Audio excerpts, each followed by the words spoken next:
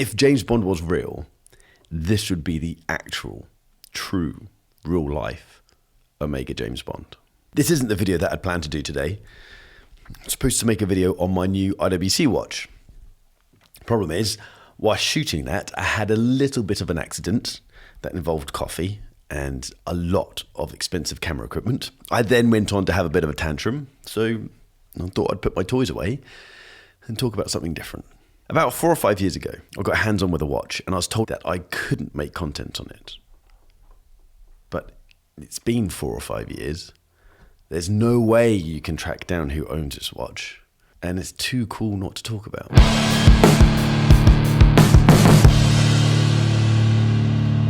Welcome back to the channel. I am Adrian, and this is simply where I document my exploration of the watch world. I share my thoughts and my findings with you guys.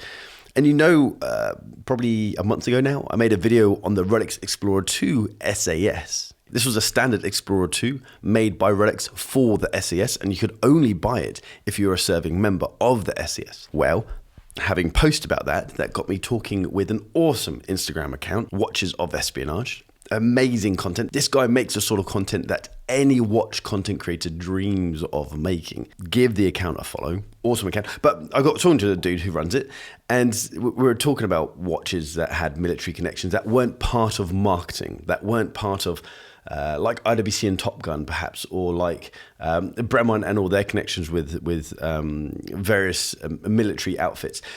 These watches aren't marketing ploys. These watches are simply a relationship with the watch brand and the military unit themselves. It got me thinking that there is another watch I've got hands-on with that has this kind of secret connection. And I suddenly remembered it, that Omega. It took me so long to trawl through the 40 to 50 terabytes of watch content that I have to find just 2 images. That's all I've got left. I know, I remember making video content on this watch, but I don't know where it's gone. From the front, this looks just like a very standard Omega Seamaster GMT, and that's because it is. Nothing's been changed about the front of this watch, and that's one of the kind of awesome parts about this collaboration, is that this is an off-the-shelf watch. But this watch is connected to arguably the most elite of elite special forces, the Special Boat Service, the SBS.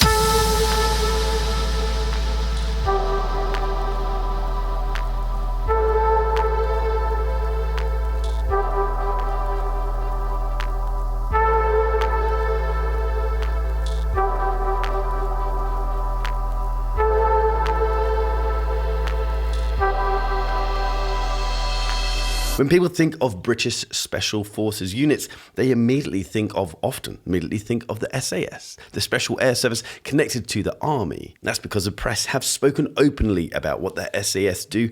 However, often these operations are carried out by the SBS, but because people don't really know the SBS, it just gets labelled SAS. The SBS is connected to the Navy. It is the elite special forces unit of the Navy. And they've kind of grown in popularity, or grown in acknowledgement since this chap, Ant Middleton, grew to fame because of his TV show, SAS Who Dares Wins. Ironically, he wasn't in the SAS. He was in the SBS. How does this connect to James Bond? If you follow James Bond and know his military journey in detail, you'll know that James Bond is a Navy officer who did a stint with the SBS. All the fancy training that James Bond has, flying helicopters, being able to control pretty much any operational device, is down to the fact that he spent time with the SBS. So if James Bond was real, this is the real Omega James Bond. On the back of the watch is the only place that you can tell that this is a different watch.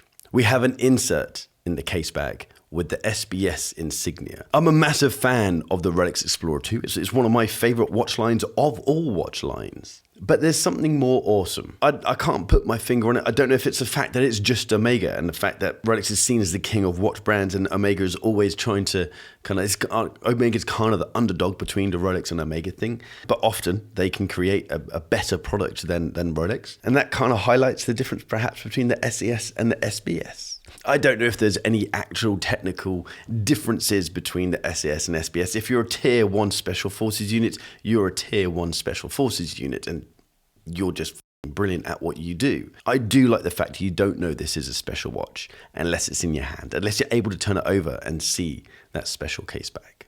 There's something pretty cool about that. What would you choose? Would you choose an SAS Rolex Explorer 2 or do you choose an SBS Seamaster GMT? Let me know which one you'd choose between the two of these military watches. And if you know of anything else, give Watches of Espionage a follow on Instagram. Give me a follow on Instagram at BarkandJack or my personal account at Adrian Barker. What else can you do? If you like this video, hit the thumbs up button. If you like the style of this video, then hit the subscribe button down there and that little bell icon to get notifications when I drop a new video. And I'll see you soon. Take care.